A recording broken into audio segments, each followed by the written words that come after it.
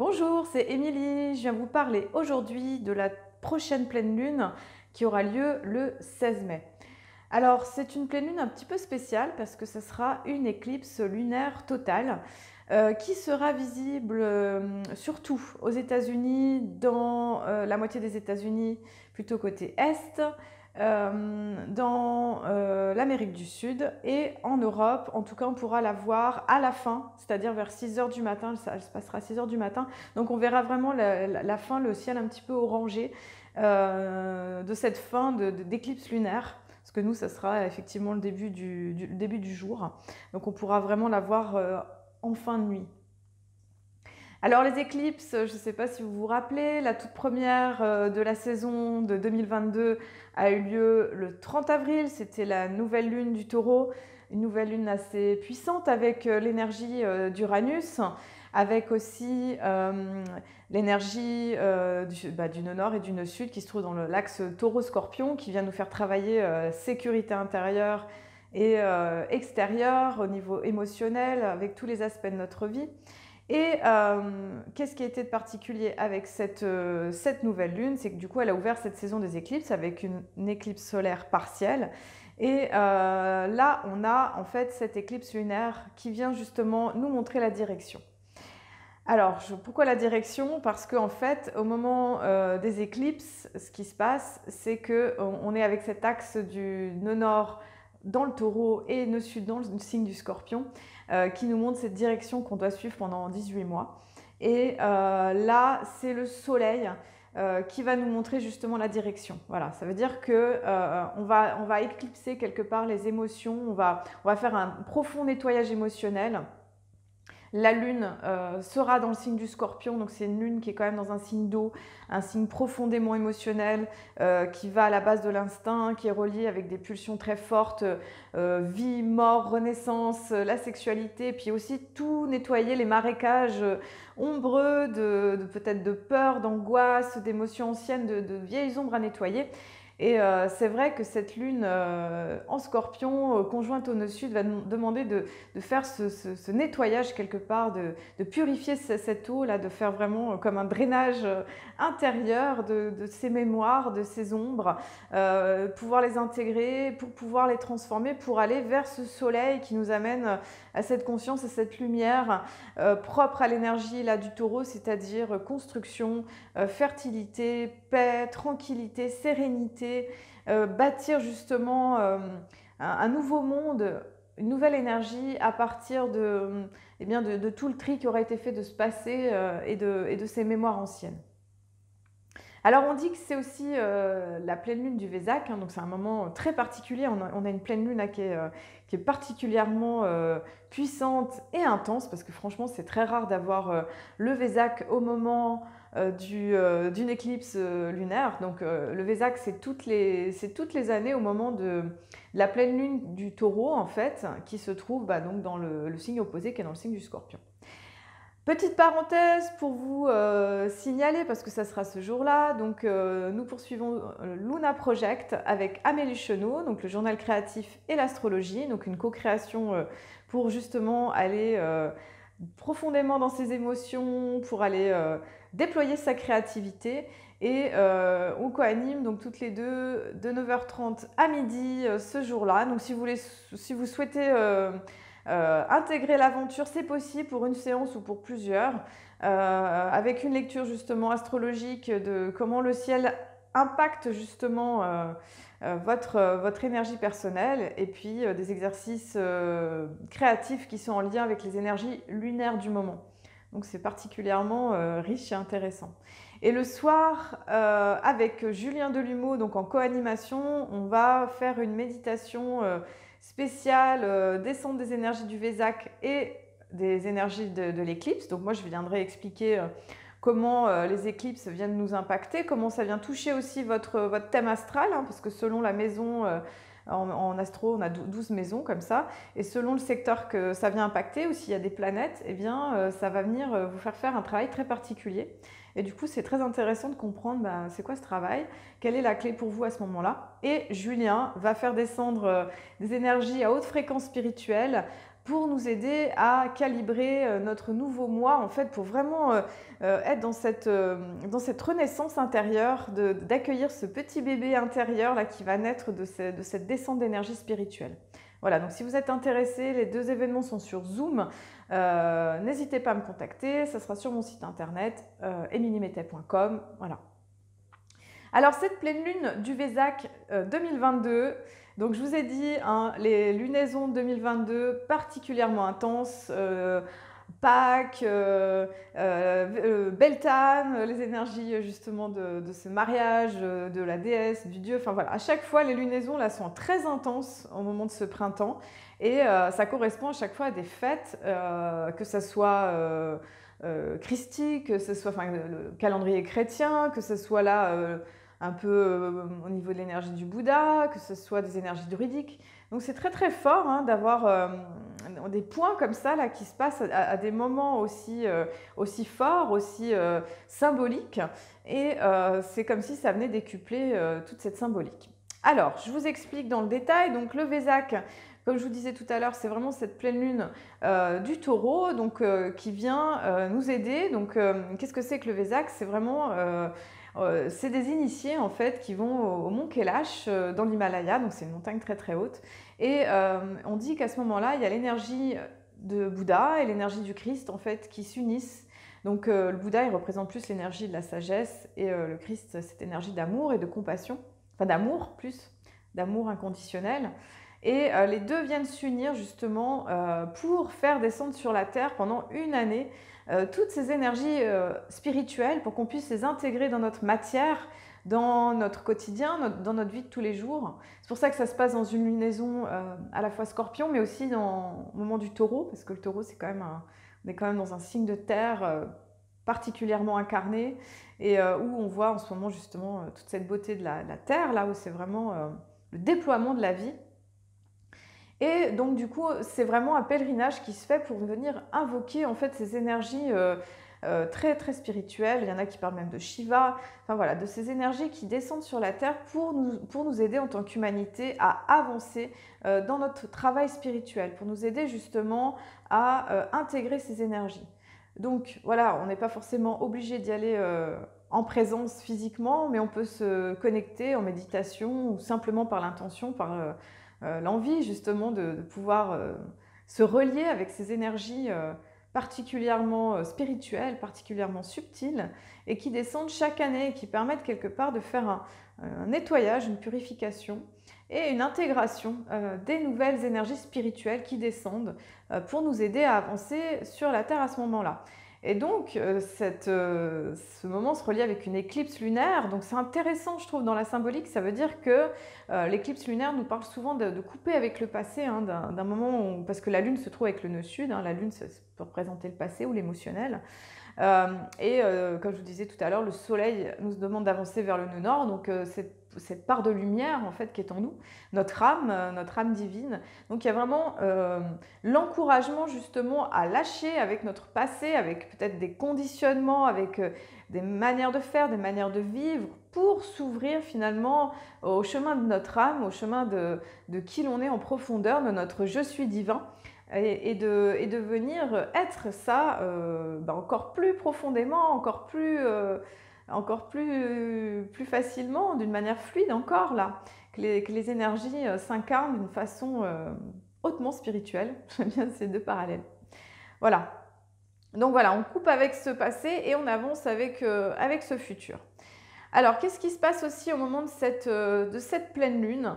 Je regarde ma carte du ciel, donc c'est qu'on a aussi un carré donc, qui est quasiment exact avec Saturne qui est dans le signe du Verseau. Donc cet aspect là qui est actuel en ce moment là, qui commence à se faire sentir. Donc on va avoir, en plus c'est marrant parce que dans la carte du ciel c'est vrai que ça ressemble un peu à une montagne et cette petit clin d'œil avec cette symbolique du mont Kailash et aussi Saturne. C'est vrai que c'est la montagne, c'est notre montagne qu'on a à gravir quelque part. C'est là où on a un effort à conduire ou une forme de sacrifice. Et dans le mot sacrifice, il y a le sens de sacré en fait, comment on rend sacré les choses. Et avec Saturne en Verseau, eh bien, ça va être l'encouragement à eh bien, c'est un petit peu comme l'entonnoir, vous savez, eh bien, au bout de l'entonnoir, le chemin il devient un peu plus étroit. Et ça demande quelque part une forme de discipline, de renoncement, de lâcher prise, peut-être avec des habitudes, peut-être avec des choses qui ne conviennent pas, avec des choses qui ne conviennent plus.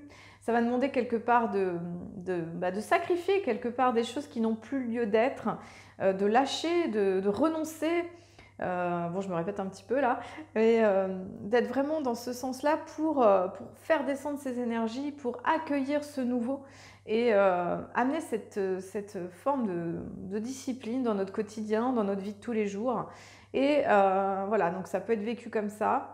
Ça pourrait être vécu aussi comme peut-être parfois des sensations peut-être de blocage ou que les choses sont peut-être pas aussi fluides qu'on le voudrait.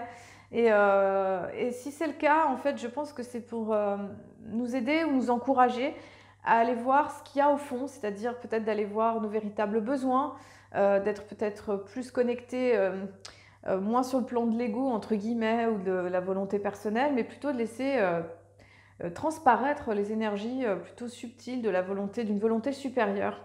Et tout ça, ça va demander quelque part des ajustements. Donc voilà, ce Vésac, il a cette particularité de une forme d'exigence un petit peu d'aller dans ce travail quelque part, dans faire un effort, dans aller un peu plus loin, on se dépasse. Voilà, on est un petit peu dans une qualité saturnienne finalement dans cette énergie-là qui va encourager à plus de sagesse et d'incarner cette sagesse.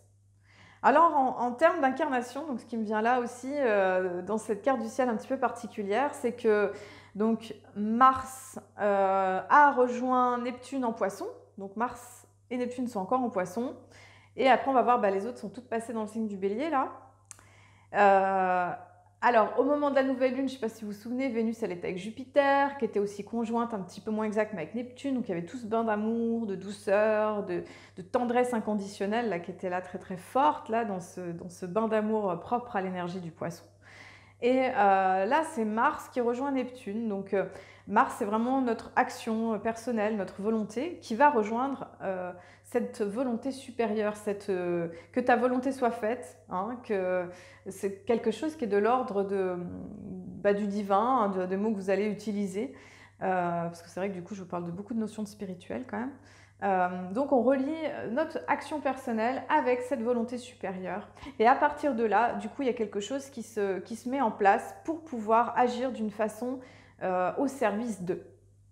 Alors effectivement, ce ne sera peut-être pas tout le monde qui va accéder à ça. En fait, ça demande quelque part peut-être un travail sur soi, en fait, un ajustement de cette énergie alchimique hein, qui est là, qui nous traverse déjà depuis un certain temps. Et c'est comme si Mars bénéficiait de tout le travail que Vénus avait fait. Hein. Donc je ne sais pas si vous avez suivi mes dernières vidéos ou d'autres, mais en tout cas, on a eu ce grand travail de Vénus en fait depuis fin décembre de l'année dernière, c'est-à-dire qu'elle a fait toute cette rétrogradation, ce travail avec Pluton, ce travail avec Uranus, avec Saturne, avec Mars justement, du couple intérieur. Après, elle a rejoint Jupiter et Neptune. Donc Jupiter et Neptune en Poisson, c'était vraiment l'aspect planétaire de l'année, hein, qui gentiment se dessert. Hein. Donc cette descente d'énergie spirituelle qui nous permet d'intégrer d'autres manières d'être dans d'autres dimensions, hein, je dirais à la fois de réintégrer certaines de nos mémoires et de pouvoir eh bien, dépasser certaines frontières, en fait, certaines limites, peut-être de notre conditionnement en 3 dimensions et de s'ouvrir à d'autres dimensions de notre être et de qui l'on est en profondeur, de voir que finalement on est des êtres multidimensionnels. Donc ça va très loin.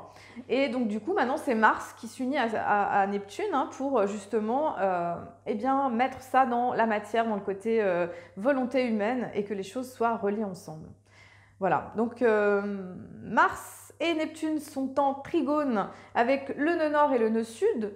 Donc il va y avoir finalement cette volonté d'agir dans le sens de ce qui est demandé au niveau de l'univers, de cette construction, d'arriver à construire, de lâcher ce drame émotionnel pour pouvoir atteindre cette sérénité, cette paix, cette matière qui invite finalement, en ce moment avec l'énergie taureau, hein, c'est une grande invitation à être dans le moment présent. Je ne sais pas si vous sentez ça, hein, quand on est dans le moment présent, qu'on cultive une forme de sérénité, de tranquillité, eh bien, il y a un grand apaisement qui est là et qui amène finalement beaucoup de bonheur dans cette saison particulièrement belle et lumineuse de l'énergie de la Terre, où il y a beaucoup de lumière, il y a tout le végétal, les fleurs là, qui sont entre les odeurs, les couleurs, la lumière, c'est particulièrement intense et c'est aussi une invitation finalement à goûter, hein, à vivre tout ça d'une façon toute simple, dans toute cette beauté et voilà, l'incarner d'une manière très belle. Et de lâcher aussi, en tout cas de faire tout ce travail de nettoyage de toutes ces énergies scorpions en nous,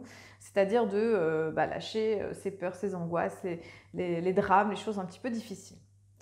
Voilà, donc il y a tout ce travail qui se fait avec le nœud nord, le nœud sud, Mars et Neptune. Et qu'est-ce qui se passe aussi? Donc, comme je vous disais, donc la Lune et le Soleil aussi sont en trigone et sextile avec Pluton en Capricorne. Donc il y a vraiment ce travail d'alchimie qui se fait dans une manière simple, d'une manière fluide, d'une manière tranquille et qui amène cette énergie justement de alchimique, de transformation et c'est quelque chose qui se fait de manière fluide.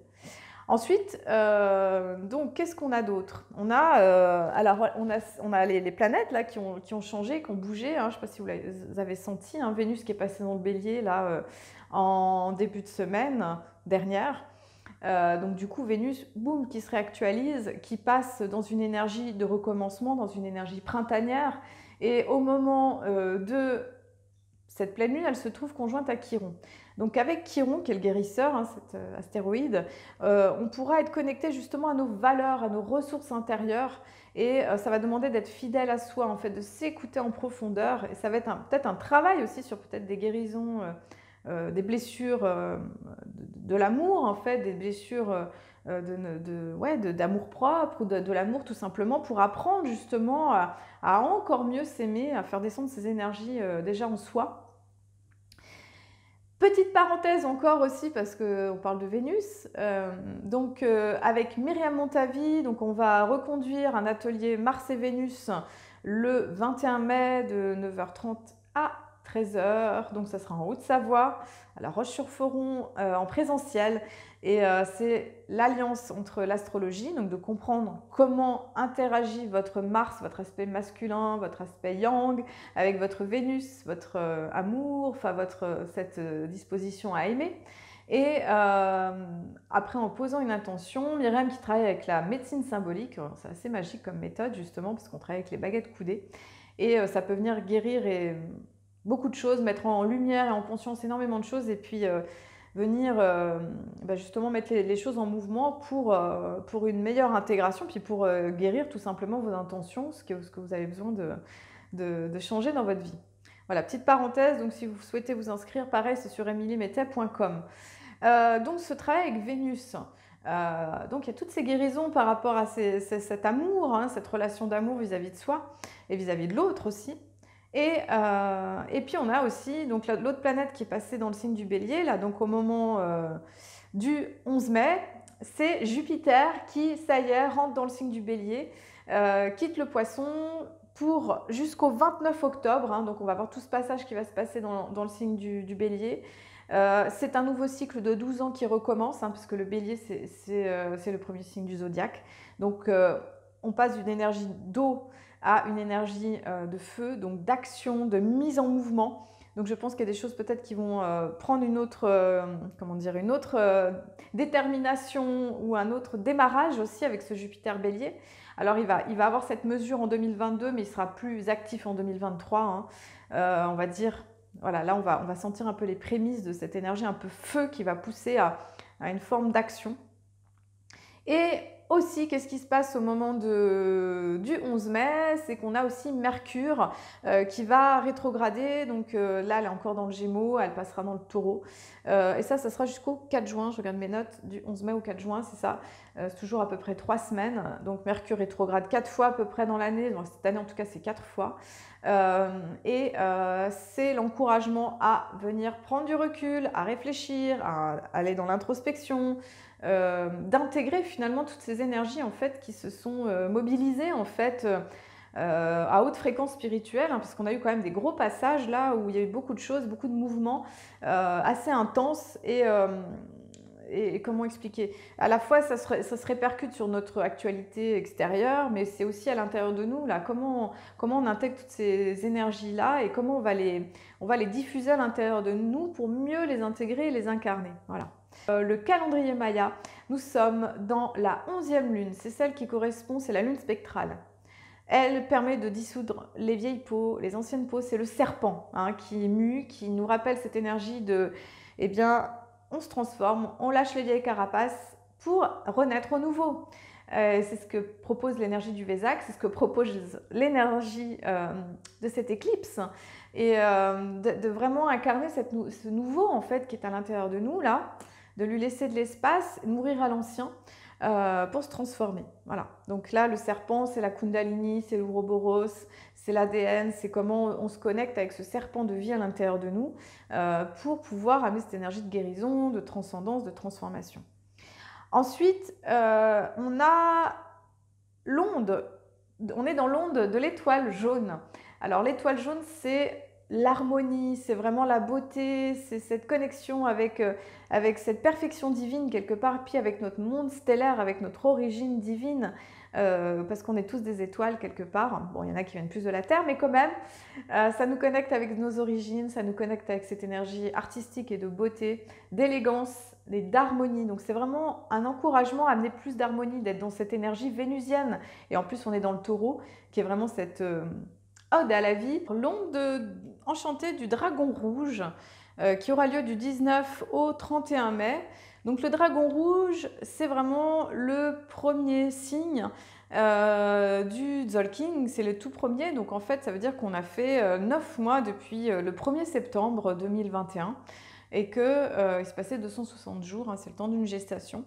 Et on recommence, donc le dragon, c'est un petit peu cette énergie qui va correspondre à ce Jupiter en bélier, qui va amener cette énergie de renouvellement, de printemps aussi, de recommencement, de voir comment justement les choses s'amorcent dans ces énergies finalement un peu très feu, très reliées avec l'action, qui vont être propres à ce moment bélier et dragon justement qui vont se correspondre, même si il y aura quand même quelques planètes qui vont être rétrogrades et qui vont amener quand même une énergie de recul et de réflexion pour intégrer finalement toutes les avancées qu'on a eues au niveau spirituel.